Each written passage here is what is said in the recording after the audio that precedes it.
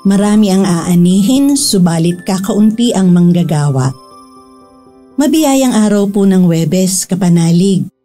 Kapistahan ngayon ni San Dionisio at ito po si Sister Rose Agtarap ng Daughters of St. Paul para sa mabuting balita. Magnilay na po tayo sa Ebanghelyo ngayon.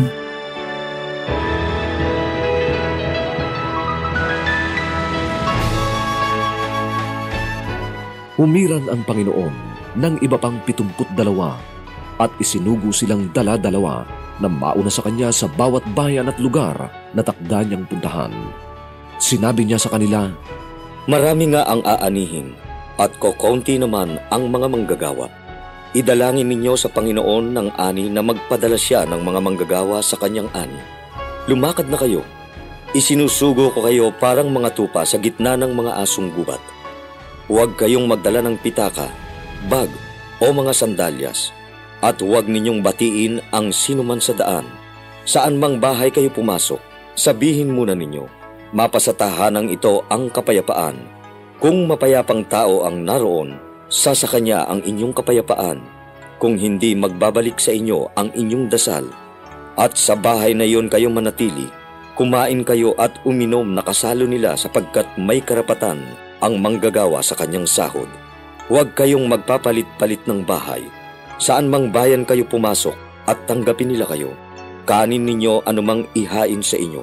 Pagalingin din ninyo ang mga may sakit doon at sabihin ninyo sa kanila, palapit na sa inyo ang kaharian ng Diyos. Saan mang bayan kayo pumasok at di nila kayo tanggapin, lumabas kayo sa mga liwasan nito at inyong sabihin, pati na alikabok mula sa inyong bayan na kumapit sa aming mga paa ay ipinapagpag namin sa inyo. Gayunman, alamin ninyong palapit na ang kaharian ng Diyos. Sinasabi ko sa inyo na magaan pa ang sasapitin ng mga taga-Sodom kaysa bayang iyon sa dakilang araw."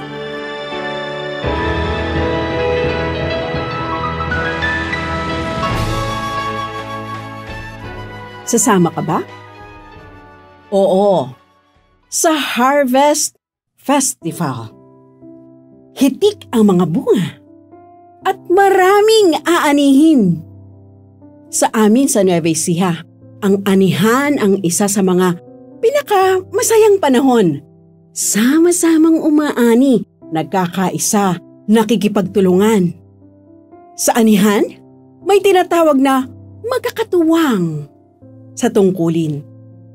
Tulad sa ating simbahan, mas maligayang maglingkod kapag magkakatuwang sa mga pananagutan. May pakikilahok, nakikiisa, at nagdadamayan sa ministry. Dito rin tayo nag-grow together.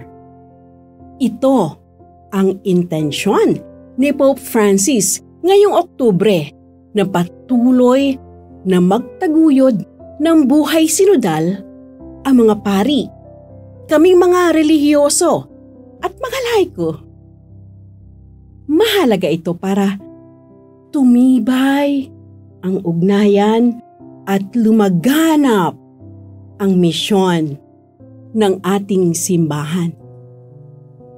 Sana rin tulad sa mga dasal bilang Paulines namin na mga madre na to obtain vocations, mapuno ang mga convents at seminaryo ng mga kabataan na hitik sa talento, sigla at sigasig. Dumami nawa ang mahikayat sa bukasyong pagpapari at pagmamadre. Hayaan niyo akong matawag itong Harvest Festival dahil sa bawat pagkampay namin ng aming kamay sa pagpupuri sa Diyos, bigkas din namin ang salmo ng pagpapatawad.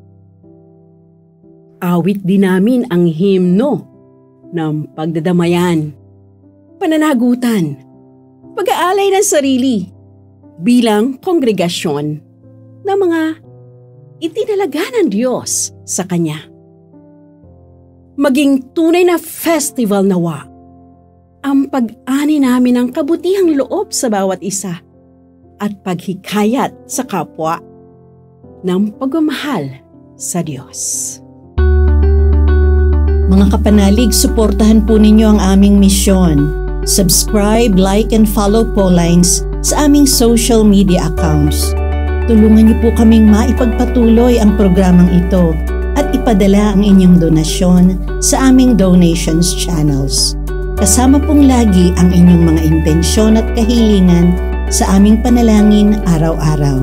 Ito pong muli si Sister Rose na nag-aanyaya sa inyong manalangin sa ating mahal na Inang Maria.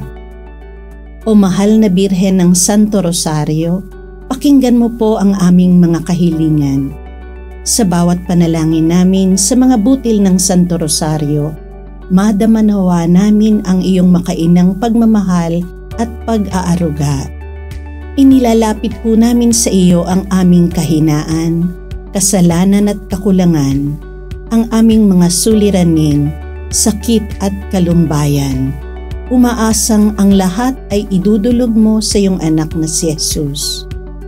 Ipagkaloob mo nawa sa amin ang kapayapaan, katarungan at kasaganaan. Amen.